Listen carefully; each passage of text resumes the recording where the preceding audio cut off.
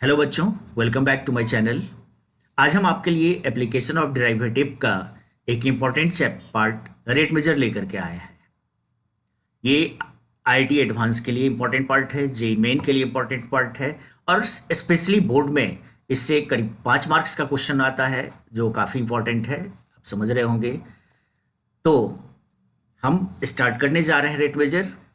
Start करने से पहले अगर आपने इससे पहले सब्सक्राइब नहीं किया है तो जरूर सब्सक्राइब करें, नोटिफिकेशन ऑन रखें, अपने फ्रेंड्स को शेयर जरूर करें जिससे कि उन्हें भी बेनिफिट मिल सके, और लाइक जरूर करेंगे। ठीक है, तो let us start rate major.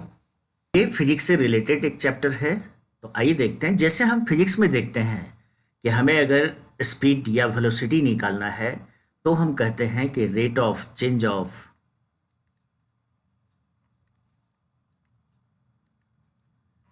Displacement और डिस्टेंस, नहीं, डिस्टेंस लेते हैं स्पीड के लिए और डिस्प्लेसमेंट लेते हैं वेलोसिटी के लिए। यानी फिजिक्स के उस पार्ट को लेकर के आप चलें तो आपको कुछ भी एक्स्ट्रा तैयार नहीं करना होगा।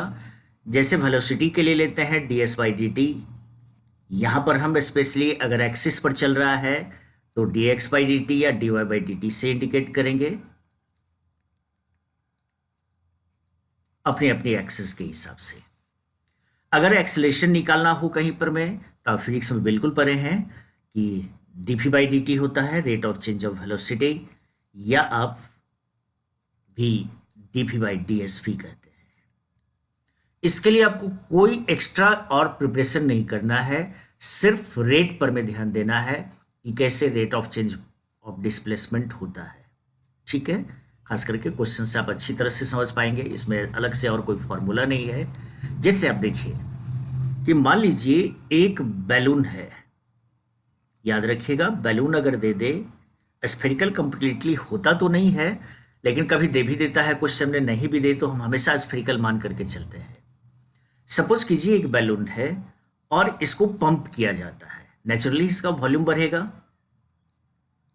इंक्रीज करेगा। अगर इसमें यह पूछा जाए कि ये जो इंक्रीज कर रहा है किस रेट से इंक्रीज करेगा, जब इसका रेडियस कुछ भी 10 सेंटीमीटर हो, उस समय में इसका रेट क्या होगा। ठीक है, तो देखिए हम कैसे निकालते हैं। अगर ये स्फेरिकल है तो वॉल्यूम 4/3 पाई आर क्यूब होता है। स्पेशली ध्यान में रखिएगा एप्लीकेशन ऑफ डेरिवेटिव का कोई भी पार्ट हो, इससे पहले हम टेंजेंट नॉर्मल का भी वीडियो आपके लिए रखे हैं, इंक्रीजिंग डिक्रीजिंग भी दी है, मैक्सिमम मिनिमा भी लेकर के आएंगे, अभी रेट मेजर भी है। इसमें स्पेशली 9/10 का मेंसुरेशन का फॉर्मूला जरूर याद रखिएगा। तो भी 4/3 पाई आर क्यूब होता है वॉल्यूम। अगर हम dv बाई डी टी निकालें तो 4/3 3 pi R square D R by D T होगा, यानी 4 pi R square D R by D T. अब आपके पास रेडियस दे दिया है, ये भी दे देगा कि जिस समय में इसका रेडियस 10 सेंटीमीटर था उस समय में rate of change of radius यानी D R by D T suppose कीजिए कि 5 सेंटीमीटर पर सेकेंड है। दोनों का वैल्यू रखेंगे, rate of change of volume निकल जाएगा हमारे पास। या ऐसा भी हो सकता है कि rate of change of volume दे दे और पूछे कि जिस समय में इसका रेडियस 10 सेंटीमीटर होगा उस समय में यह किस रेट से इसका रेडियस इंक्रीज कर रहा था। राइट, और देखिए एक प्रॉब्लम लेते हैं हम, खास करके प्रॉपर्टीज ऑफ ट्रायंगल यानी सॉल्यूशन ऑफ ट्रायंगल पर बेस्ड। एक जंक्शन पॉइंट है, यहां से 2 रोड निकलती है ऐसे, और सपोज कीजिए कुछ एंगल यहां दिया हुआ रहेगा 45 डिग्री पर में। यहां से एक कार इस डायरेक्शन में चला, दूसरा इस डायरेक्शन में, यानी दोनों रोड पर में, और दोनों का यूनिफॉर्म स्पीड है, मान लीजिए v। नेचुरली है, यहां से जैसे जैसे बढ़ता जाएगा दोनों के बीच का डिस्टेंस, दोनों कार के बीच का डिस्टेंस भी बढ़ेगा। कुछ समय के बाद मान लीजिए दे दिया कि आफ्टर 2 यूनिट, यूनिट मीन्स जिस यूनिट में देगा SICS जिसमें दे, आफ्टर 2 यूनिट पूछता है कि रेट ऑफ सेपरेशन क्या होगा। सेपरेशन यानी बढ़ना, यहां पर मैं डिस्टेंस बढ़ते जाएगा दोनों के बीच, तो रेट ऑफ सेपरेशन क्या होगा। अब देखिए एक चीज कि अगर यूनिफॉर्म स्पीड है, टाइम दे दिया 2 यूनिट्स के बाद, तो नेचुरली है कि दोनों पर में डिस्टेंस, दोनों रोड पर दोनों कार के द्वारा सेम डिस्टेंस कवर होगा। अगर हम इसको y मान लें तो एक तरह से हमें dy/dt फाइंड करना है ना, जबकि dx/dt का वैल्यू भी है। अब हमें देखिए क्या सोचना है कि x और y के बीच में रिलेशन हम कैसे लाएं। एक तरह से आप देखें तो यहां पर कोई ट्रायंगल बनने जा रहा है, ये एंगल दिया हुआ है। अगर आप कोसाइन फार्मूला याद कीजिए तो cos 45 degree is equal to x square plus x square minus y square upon twice x into x होगा। इसका वैल्यू 1/√2, ठीक है। तो क्रॉस मल्टीप्लाई करें तो 2x square is equal to √2 into 2x square minus √2 y square हो गया। इसको आप लेफ्ट साइड में ले आए तो 2 minus 2√2 x square is equal to √2 y square negative, यानी y का वैल्यू आप देखें तो अंडर रूट बन जाएगा हमारे पास में। नेगेटिव को हटा दें तो 2√2 माइनस 2 /√2 होल रूट x बन गया। तो dy/dt कितना हो गया आपका, √2 से आप डिवाइड कर दें 2 माइनस √2 dx/dt, और dx/dt के बदले में भी पुट कर दीजिए। आपको एक चीज लग रहा होगा यहां पर कि फिर 2 यूनिट्स देने का जरूरत क्या था। ऐसे क्वेश्चंस को ना ऑब्जेक्टिव में कभी ऐसा भी ऑप्शन बना देता है कि the rate of separation is independent of time, क्योंकि 2 यूनिट का कोई यूज नहीं हुआ। लेकिन बताएं ऐसा जरूरी नहीं है, it depends upon the question, कभी जरूरत हो भी सकता है। आइए नेक्स्ट क्वेश्चन हम बताते हैं कि कैसे टाइम का यहां पर में आपको जरूरत पड़ेगा, टाइम से डिपेंडेंट रहेगा। मान लीजिए 2 रोड है। ये क्वेश्चन जब रोड की अलग था तो उस समय में आया भी था, यानी जो अब IIT में आज मिल चुका है x और y। ये एक जंक्शन है, ए पॉइंट पर एक कार है, एक आदमी है, कुछ भी साइकिल है, जिसका डिस्टेंस जंक्शन से ए है। दूसरा कार बी डिस्टेंस पर में जंक्शन से बी पॉइंट पर है, और दोनों अप्रोच कर रहा है जंक्शन के तरफ। दोनों कार जंक्शन की तरफ चल रहा है।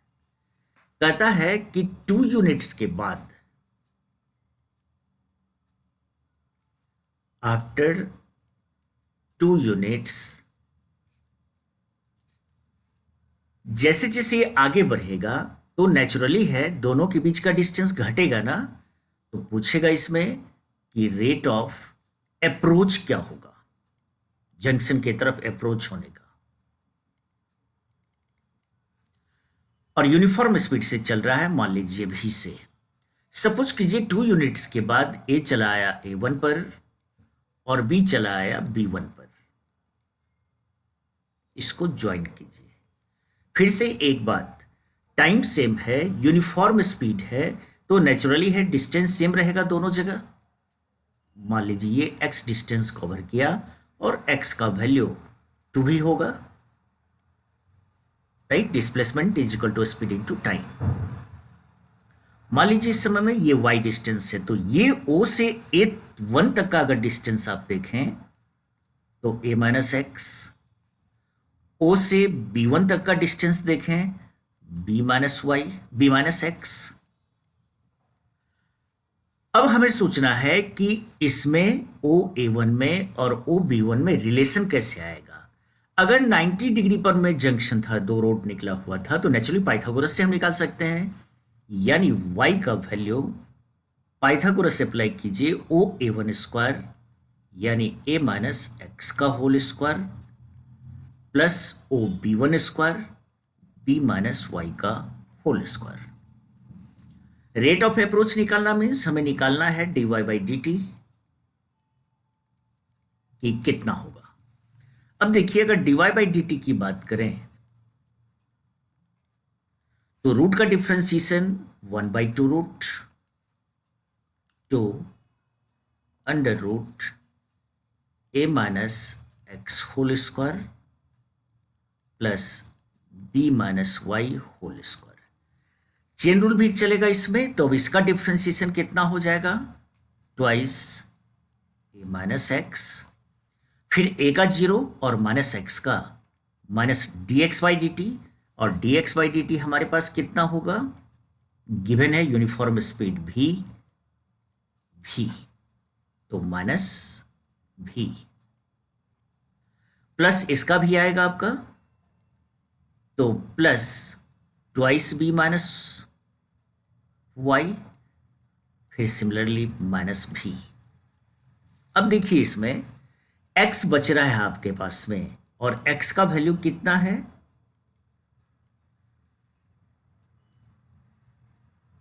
b माइनस x का वैल्यू कितना है 2v। देखिए टाइम से डिपेंडेंट हो गया, टाइम पर डिपेंड कर रहा है ये, यानी x के बदले जो वैल्यू रखेंगे 2v, उसमें 2 टाइम है। तो अभी इसी तरह का क्वेश्चन देखें जिसमें टाइम पर डिपेंड नहीं कर रहा था, जबकि यहां टाइम पर डिपेंड कर रहा है। सारा वैल्यू रखेंगे, सिंप्लीफाई कर देंगे। एक चीज याद रखिएगा कि अगर कभी भी रेट वो डिस्प्लेसमेंट का हो, एक्स एक्सिस पर हो, वाई एक्सिस पर में हो, या बीच से कहीं जा रहा हो, अगर पॉजिटिव वैल्यू देगा इट मीन्स रेट इंक्रीज कर रहा है, और अगर नेगेटिव वैल्यू दिया तो यह डिक्रीज कर रहा है। जैसे आप अगर हम प्रीवियस पेज पर चलें तो आप देख रहे हैं ये माइनस भी एक रहेगा बाहर, और माइनस शो करेगा कि यह रेट डिक्रीज करेगा, और रेट डिक्रीज कर रहा है, अप्रोचिंग है, राइट। तो इसको ध्यान में रखिएगा। जैसे हम एक और क्वेश्चन से समझाते हैं आपको। वॉल और ग्राउंड के बीच 90 का एंगल रहता है, ये वॉल है, ये ग्राउंड लेवल है, इस पर एक लैडर है, सीढ़ी, ठीक, सपोज कीजिए 10 मीटर का है। कहता है कि अगर हम इसको ग्राउंड पर वॉल से दूर ले जाएं, यहां से दूर ले जाएं, मान लीजिए अगर x है तो dx बाई डी टी कुछ भी ले लेते हैं, 4 है मान लीजिए, यानी 4 यूनिट पर सेकेंड से या पर आवर से जैसा भी रहेगा, ये एक्स एक्सिस पर वॉल से दूर जा रहा है। अगर ये दूर जाएगा वॉल से तो नेचुरली इसका अपर पार्ट इस ग्राउंड के तरफ आएगा ना, तो ये डिक्रीज करेगा। यानी अगर हम इसको y मान लें तो कहता है किस रेट से लैडर ग्राउंड के तरफ आ रहा है, यानी इस जंक्शन के तरफ। फिर हम देखने जा रहे हैं कि 10xy के बीच में रिलेशन ला सकते हैं। ये जो dx बाई डी टी 4 दिया हुआ है वो उस समय में है जब x का वैल्यू मान लीजिए 6 था। तो देखिए x, y और 10 में सबसे पहले रिलेशन ले, तो पाइथागोरस अगर हम अप्लाई कर दें तो x square plus y square is equal to 10 square. Differentiate करें टाइम के रिस्पेक्ट में तो 2x dx by D t plus 2y dy by D t is equal to 0।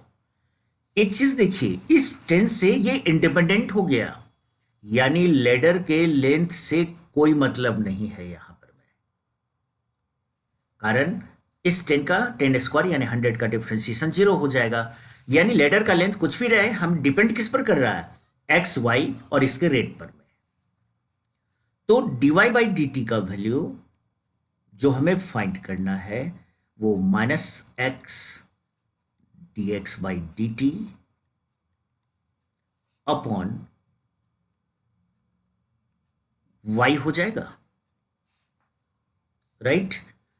dx by D T दिया हुआ है, x दिया हुआ है, तो सवाल उठता है y कितना, y निकाल दीजिए पाइथागोरस से, 100 माइनस एक्स स्क्वायर यानी 36,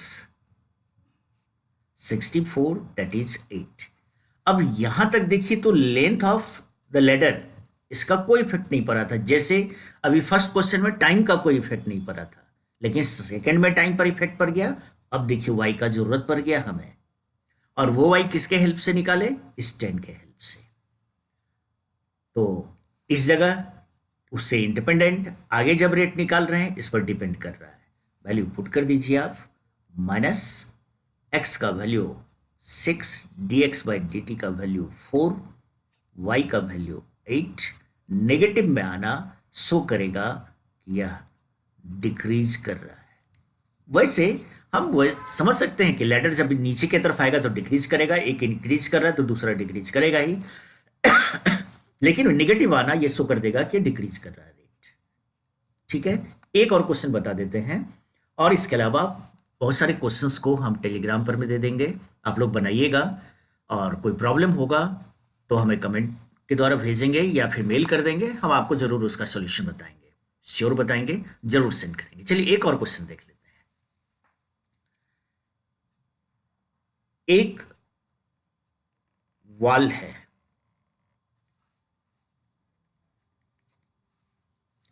इससे कुछ डिस्टेंस पर में एक कोई पर्सन है यहां पर खड़ा, यहां सोर्स ऑफ लाइट है, मान लीजिए सन मान सकते हैं हम, पोल का लाइट मान सकते हैं। तो जब सन है तो यहां से देखिए, अगर हम रे इसको मिलाते हुए ले जाए, एक लाइन भी ले जाए, तो इस आदमी का ये शेडो बनेगा। मान लीजिए x है, ये सपोज कीजिए 1.5 है, ये 6 है, कुछ भी हाइट दिया हुआ रहेगा। ठीक है, तो पूछता है कि ये जो शेडो है वो किस रेट से, जैसे जैसे हम लैंप से दूर जाएंगे शेडो का लेंथ बढ़ेगा या घटेगा। सन से जैसे जैसे दूर जाते हैं शेडो का लेंथ बढ़ता है, इंक्रीज करता है, नहीं। तो मान लीजिए ये अगर x है, सपोज कीजिए ये हमारा y है,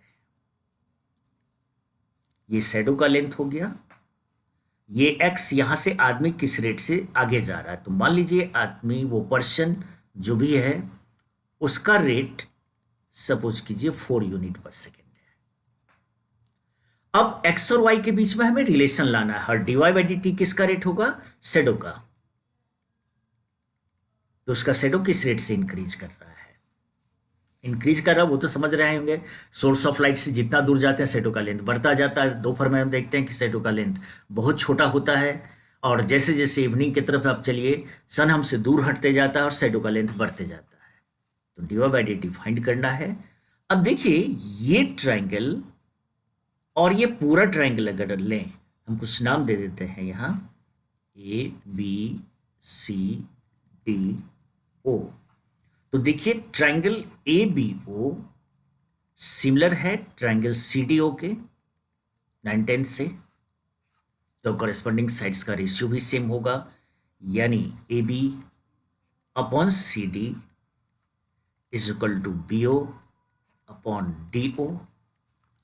ए B 6, C D 1.5 is equal to B O, that is x plus y upon D O y. ये आप कैंसिल कीजिए, 1.5 4 जा 6, 4 is equal to x by y plus 1 हो जाएगा, यानी 3 is equal to x by y, y is equal to 1/3x।